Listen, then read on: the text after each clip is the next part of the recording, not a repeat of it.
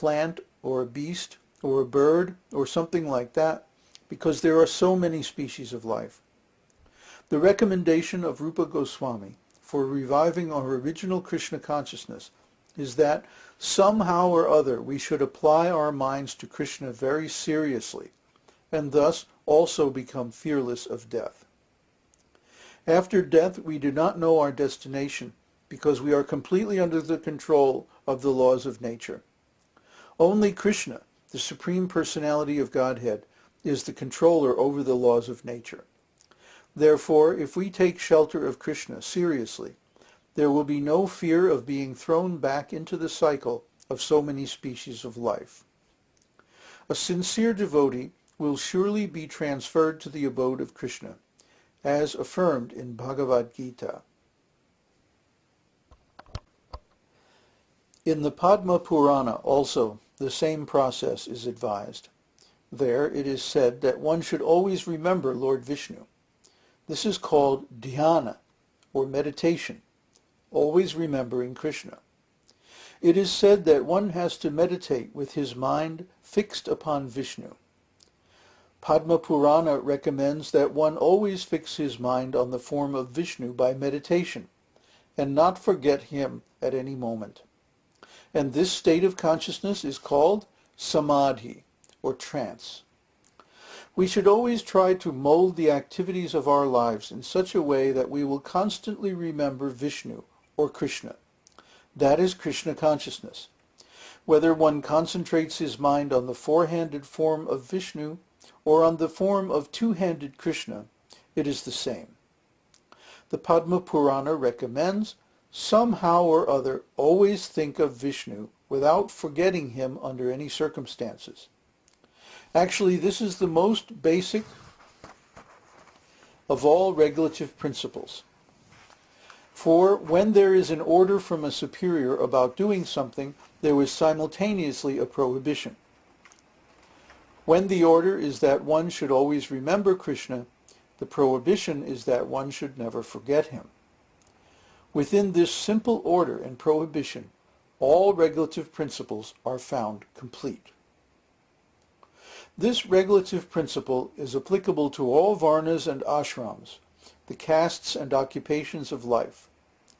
There are 4 varnas, namely the brahmanas, priests and intellectuals, the kshatriyas, warriors and statesmen, the vaishyas, businessmen and farmers, and the shudras, laborers and servants.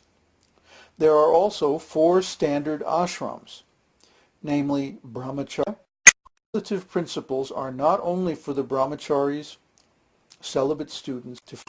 The principle of remembering the Supreme Personality of Godhead constantly and forget automatically fall into line. All other rules and regulations should be read of Srimad Bhagavatam, 5th chapter, verses 2 and 3. The brahmanas, the kshatriyas, the vaishyas, and the shudras have come out of the different parts of the universal form of the Supreme Lord as follows. The brahmanas have come out of the head, the kshatriyas have come out of the arms, the vaishyas have come out of the waist, and the shudras have come out of the legs. These different orders of society and grades of spiritual advancement are conceived in terms of qualification. It is confirmed in Bhagavad Gita that the 4 social orders and the 4 spiritual orders are created by the Lord himself in terms of different individual qualities and position. The target of these activities, however, is always the Supreme Personality of Godhead. As confirmed in the Bhagavad Gita, he is the supreme enjoyer. So whether one is a brahmana or a shudra, one has to satisfy the Supreme Lord by one's activities. This is also confirmed in Srimad Bhagavatam by a verse which reads, "Everyone must be engaged in his particular duty, but the perfection of such work should be tested by how far the Lord is satisfied with such activities." The injunction herein is that one has to act according to his position, and By such activities one must either satisfy the Supreme Personality or else fall down from one's position. For example, a Brahmana, who is born out of the head of the Lord, has as his business to preach the transcendental Vedic sounds, or Shabda Brahma. Because the Brahmana is the head, he has to preach the transcendental sound, and he also has to eat on behalf of the Supreme Lord.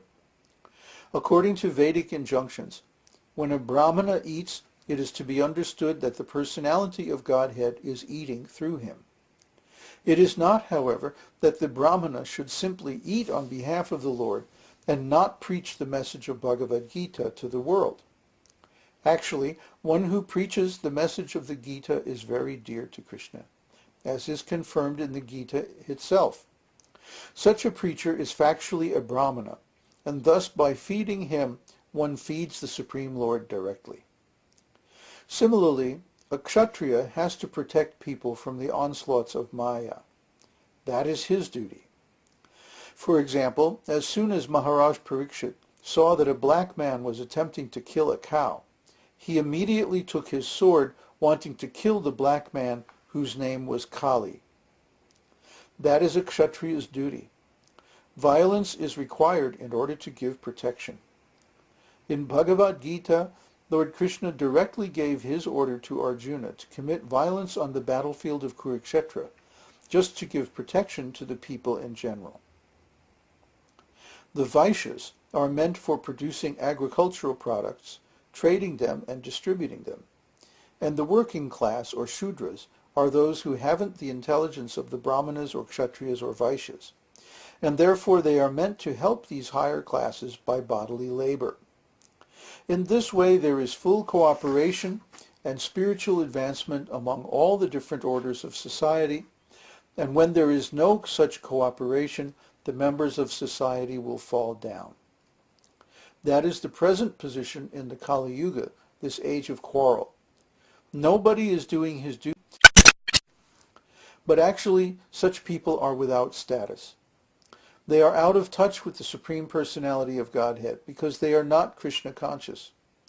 Therefore, the Krishna consciousness movement is intended to set the whole of human society in proper condition so that everyone will be happy and take profit from developing Krishna consciousness. Rules and regulations of the scriptures are there so that everyone will have a chance to remember Lord Krishna or Vishnu at every moment. And these rules and regulations begin from the Varnashram Dharma system. Varna means occupational duty, and ashram means a spiritual order of life. The modes of material nature in which their bodies appear. Brahma. So in any society, the Shudras will dominate politics and administration, or Kshatriyas and Vaishyas. So these more intelligent people, whole society becomes nothing but animals, Shudras, or less. And this is the position today. Everywhere you go, nobody is remembering God. Everyone is simply engaged in animal activities, eating, drinking, sleeping, mating, fighting, arguing, like that. A God-conscious society, where the center is on God. Everyone is remembering God at every moment. That's the principle, the main principle of Vedic society. Everyone should be engaged in such a way that they remember God at every moment. Now, most modern people will not agree to that. Therefore, species in the 8,400,000 species of life. To perform in this life, then in the next life he automatically picks up. And that means, as he explains in this chapter, that service itself is eternal. So whatever we can do is exactly where we left off. So all these regulative principles are there. The division of society, as he's discussing here, is the beginning of the regulative principles. And those principles are there just to help everyone remember Krishna. That's the point. You are. Although people pervert it into that, that's not the actual purpose. The actual purpose is simply to remember Krishna every moment and not forget Krishna. So to continue, Lord Sri Krishna instructed Uddhava that by satisfaction, the whole society gets all the necessities of life amply and without difficulty. This is because, after all, the Supreme Personality of Godhead maintains all other living entities.